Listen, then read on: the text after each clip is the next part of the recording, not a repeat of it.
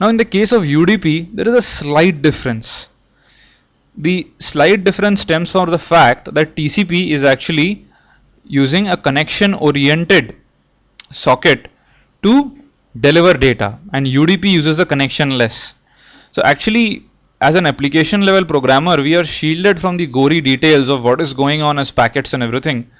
But just to sort of put that in better words, what we can say is the difference is that for a UDP server, once it has bound to a particular IP address and a port number on which it is listening for various clients, it just uses receive from and send to receive data from a client and send to send data from a client. The client does the same. We'll talk about get host by name a little later. It is just basically taking input of the remote computer as a name, let's say yahoo.com, and will basically give out the IP address of that by doing a DNS query. But putting that aside, the subtle difference between a TCP and a UDP server is the fact that TCP uses the accept call to talk to a TCP client, and UDP typically uses a receive from call. When we go into a more programming example, things would be very clear. I'm sure some things might be a little hazy right now, but please wait, be a little patient.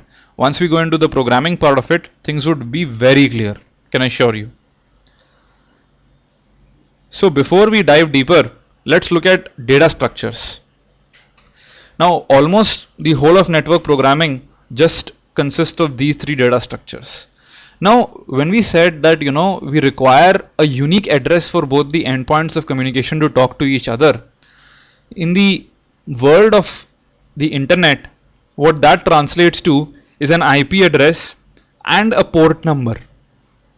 So there has to be some way by which our program will tell the operating system that we want to bind to this particular port number of this IP address. Now in most cases, if the host is single homed, then there would be only one IP address. But assuming if there are many cards and many interfaces, there might be also multiple IP addresses on the same machine.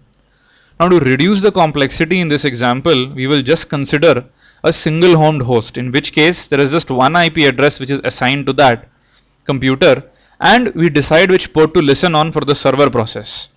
For the client, of course, we just need the remote IP address of the server the client wants to connect to. In both of these cases, the way in which our application level programs is going to tell the operating system what is that address is accomplished by using these data structures. The first of which is SOC ADDR.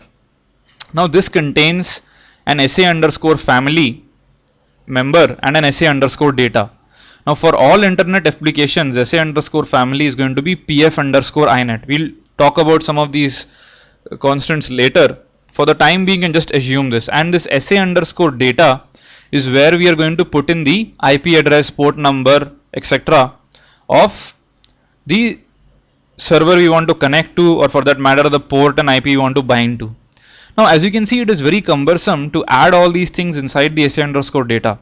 So make this much more simpler, programmers have basically used the SOC ADDR underscore in structure. Note that both these structures are of the same size. And actually when we will be programming, we will be using the ADDR underscore in structure and cast it into this structure while passing it as an argument. Don't get confused. Once we go into the programming, all these things will be crystal clear, and actually it is trivial. Actually hearing to this is more confusing than actually doing it as a programming exercise. To keep it simple, SOC ADDR underscore SYN once again contains the SYN underscore family, which is same as the SA underscore family which we talked previously. Now the SA underscore data is broken up into three sub members, which is the SYN underscore port, SYN underscore ADDR, and SYN underscore 0. The SYN underscore port contains the port number, SYN underscore ADDR contains the IP address, and SYN underscore 0 is just a pad. Now to get some of the basics straight, actually SOC ADDR can be used for a variety of other reasons, not just for internet or network communication. SOC ADDR underscore N on the contrary is a particular structure just used for internet communication. So that is why the slight difference between both of them. Also we notice that the IP address here is another structure called in underscore ADDR. Now this is nothing but a 4 byte long integer. which is what an IP address actually is. Now before we dive deeper, there is one another small understanding which is required, and that is of byte ordering or EDNS. Now EDNS is basically the attribute of a system which indicates whether integers are stored from left to right or from right to left.